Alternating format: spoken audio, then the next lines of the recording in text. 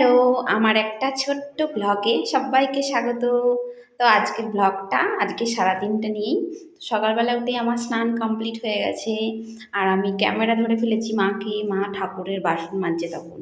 আর আগের দিন রাত্রে প্রচণ্ড ঝড় বৃষ্টি হয়েছে, তার জন্য না চারিদিক দেখছি এরকম ভিজে ভিজে হয়ে রয়েছে। মানে আমাদের উঠোনে যেটুকু ইট পাতানো তার বাদ বাকি বাদে মানে একদম ধ্যাপধ্যাপে কাদা হয়ে যায়নি, জল টেনে নিয়েছে, একটু ভিজা ভিজা লাগছে।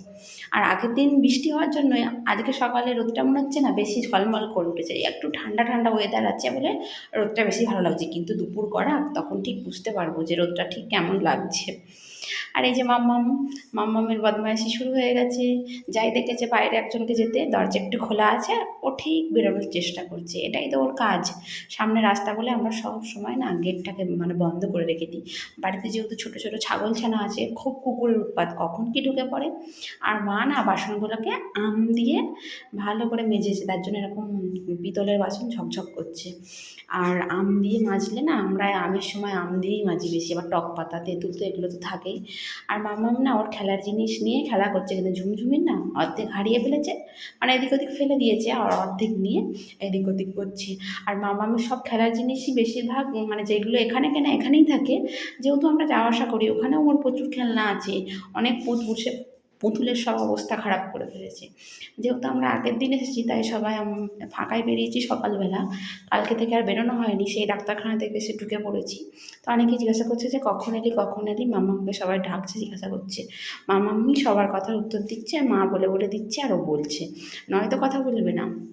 তারপর মা ফুল তুলে নিচ্ছে। এই ফুলগুলো না মানে দেখতে খুব সুন্দর লাগে, কিন্তু একটাই সমস্যা, ফুলগুলো মানে ছড়ানোর সঙ্গে সঙ্গেই না মানে মিষ্টি খুব পিঁপড়ে চলে আসে, বাট পিঁপড়েওয়ালা ফুল না আর ঠাকুরকে দেওয়া যায় না। আর হচ্ছে কিছু, তারপরে মা করবী ফুল তুলে নিচ্ছিল, আর করবী গাছটা এত লম্বা হয়ে গেছে না, ওকে এরকম ডাল হেলিয়ে হেলিয়ে ফুল পাড়তে হয়। আর ডাল হেলিয়ে হেলিয়ে এরকম ফুল পাড়ার জন্য না খুব ভেঙে যায়, খুব খারাপ লাগে দেখতে। কদিন আগে একজন এরকম ফুল তুলতে এসে এরকম করে এমনও বোঝেনি তো, ওরকম করে মানে ঝুলিয়েছে, আর পটাপট 2-3টে ডাল ভেঙে গিয়েছে। মা অনেক রকমের রং বেরঙের ফুল তুলে সাজিটাকে ভরিয়ে দিয়েছে। তা বললো যে তুই তাহলে পুজোটা দিয়ে দে, আমি বললাম আমিই দিয়ে দিচ্ছি। তো স্নান করে আমি তখনও নিজে মাথা হাতা কিছুই আঁচড়াইনি, তারপর ঘরে এসে মুখে টুকে মেখে মাথা আঁচড়ে নিজে একটু রেডি হয়ে নিলাম যে এবার বসবো ঠাকুর পুজো দিতে। তারপর দেখি ওর বাবা আগের দিন রাতে আমাকে সেই ডাক্তার দেখাতে গেলাম, তখন ডাক্তার একটা ওষুধ লিখে দিয়েছিল, ওটা না ওখানে পাওয়া যায়নি গো। তারপর বাবা বললো দাও আমি এনে দিচ্ছি দেখি, যেহেতু আজকে থেকেই দরকার। তার বাবা বেরিয়ে গেল, আমি এবার বললাম যে তাহলে গেটটা আটকে দিয়ে আসি, মামাও বেরিয়ে চলে গেছে। দেখছি কি যে একটা পাঁপড়ের প্যাকেট পেয়েছে, কালকে ওই ট্রেনে কিনেছিলাম, মানে প্লাস্টিকের মধ্যে বাঁধা ছিল, ওটাই ব্যাগ থেকে বার করে নিয়ে চলে এসেছে খেতে খেতে। তো বললাম চল আয় ভেতরে চলাই। এবার আমি পুজো দিতে বসে গেছি। এবার ঘরটাকে ভালো করে সাজিয়ে নিচ্ছি, মা অনেক ফুল তুলে দিয়েছিল। আর মা দেখেছি ঘটে প্রতিদিনই দুব্বো দেয়, তার জন্য দুব্বো তুলে দিয়েছে, আমিও দিয়ে দিলাম ভালো করে ধূপ টুপ দিয়ে। আর বাড়িতে তো মানে ইয়েই হয় না, সময়ই হয় না, তাড়াতাড়ি করে যেমন পারি ঠাকুর পুজো দিয়ে দিই। এবার মা ওদিকে রান্না বসিয়ে দিয়েছে। আমি আজকে বলেছিলাম যে ফ্যানে ভাত, তারপরে তেল পেঁয়াজ করে আলু ভাতে এইসব খাবো, তো মা সকাল থেকেই সব রেডি করে দিয়েছে। দেখছি ভাত বেড়ে দিয়েছে, খুব গরম। তারপর আলুগুলো বললো কি যে মেখে ফেল, দেখছি কি যে মা তেল পেঁয়াজ বসিয়ে দিয়েছে। আর মামাম তো কতদিন এইসব দুষ্টুমি দাষ্টুমি করতে পারিনি কিছু, একটা আলু কষা দিয়েছিলাম যাতে চুপচাপ বসে থাকে, নাহলে সবসময় কার্টুন দেখতে চাইছে। তারপর দেখি আলু কষাটা দিয়ে আমাদের দুয়ারের এই অবস্থা করেছে, সব মাটি খুঁড়ে একদম যাচ্ছে তাই করেছে।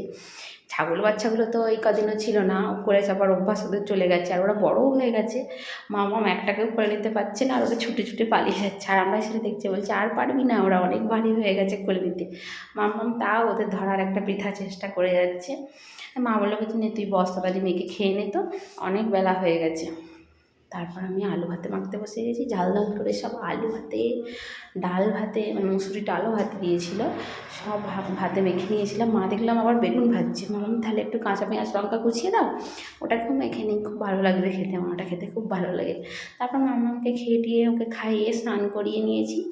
আর জামা কাপড়গুলো যা রোদে দেওয়া ছিল সব দেখছি রোদের তাপ আস্তে আস্তে বাড়ছে, সব ঘরে তুলে নিয়ে আসলাম, নাহলে সব রোদে ঘুমিয়ে যাবো আর পটে যাবে।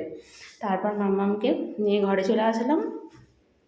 আর ও না হচ্ছে কি যে ঝিনুক আনতে ভুলে গেছি, ওর বাবা আবার কী করলো একটা ঝিনুক এনে দিল, কেননা মাম্মাম না সবসময় সব কিছু খেতে চায় না, ওকে জোর করেও কিছু খাইয়ে দিতে হয়, কী করব, একদম পেট ভরবে না আর খিদেই কাঁদবে, তখন কী হবে। তার বাবা দেখছি কিছু ওকে মুখে মাখিয়ে রেডি করে দিল, তারপর ওকে ঘুম পাড়িয়ে দিলাম। তার যে ভ্লগটা এটুকুনি, পরবর্তী